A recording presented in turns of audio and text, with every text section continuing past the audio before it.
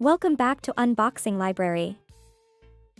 Every year, we ask, is it actually new, or just a new number? Today, we're opening the Samsung Galaxy S26 Ultra. I'm going to show you why this phone feels like a serious tool, not a toy, and help you decide if it's finally time for you to upgrade. First thing you notice? The Ultra boxiness is finally different. Samsung rounded those sharp corners that used to dig into your palm. It's thinner, about 7.9 millimeters. Samsung has moved from titanium to armor aluminum, which gives the phone a smoother feel while helping reduce weight. Now, let's be real, this is a big phone. It has a commanding presence. If you like a device that feels substantial and rugged, what I call a man-sized phone, this is it. I personally love the scale of it, but you have to see this camera setup. Even in a case like mine, these cameras are huge. Look at how they sit. They aren't just flat or straight. They have this unique, angled profile that really pops out. See that? It's a massive array.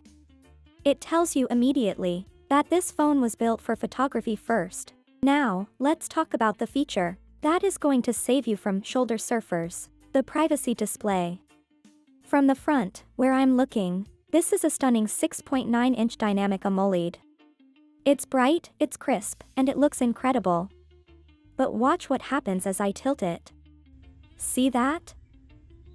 From this angle, the screen looks like it's turned off. It goes completely dark. This isn't just a software trick, it's built into the glass. If you're sitting on a crowded train, or you're in a meeting and you get a private text, or maybe you're just checking your bank account in public, the person sitting right next to you sees nothing. They just see a black screen. It's a game changer for anyone who values their privacy. You don't need those ugly plastic screen protectors anymore that make your display look blurry.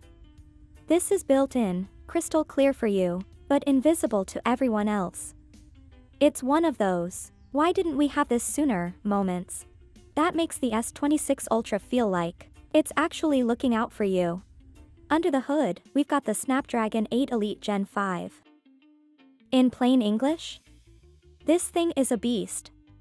Whether you're editing 4K video for your own channel or playing heavy games, it doesn't even break a sweat. And for the multitaskers, we finally have a 16GB RAM option.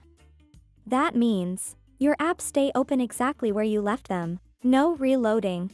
Samsung kept the 200MP sensor, but they gave it a much wider aperture.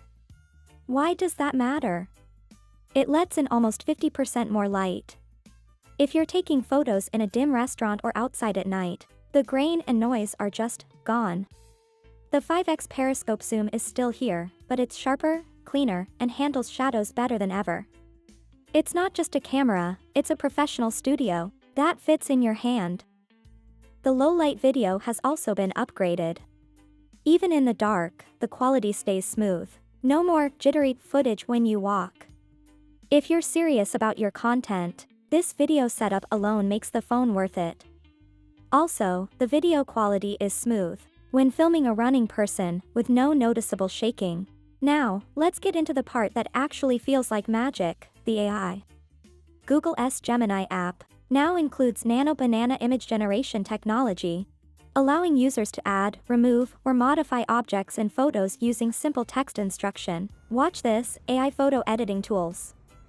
I took this photo, but there's a distracting object in the background, maybe a trash can or a random sign I don't like. I just circle it, tell the phone erase this, and it's gone, perfectly filled in. But it gets better. You can actually add things. If I want a vintage car in the background, or if I want to teleport my cat to the ocean, I just type it in. The AI builds it into the photo so naturally, with the right lighting and shadows, you'd never know it was fake. And for my fellow creators, look at this. You can now generate your own soundtracks directly on the device. If I'm making a reel and I can't find the right mood, I just tell Gemini, make a 30-second, high-energy track for a tech unboxing.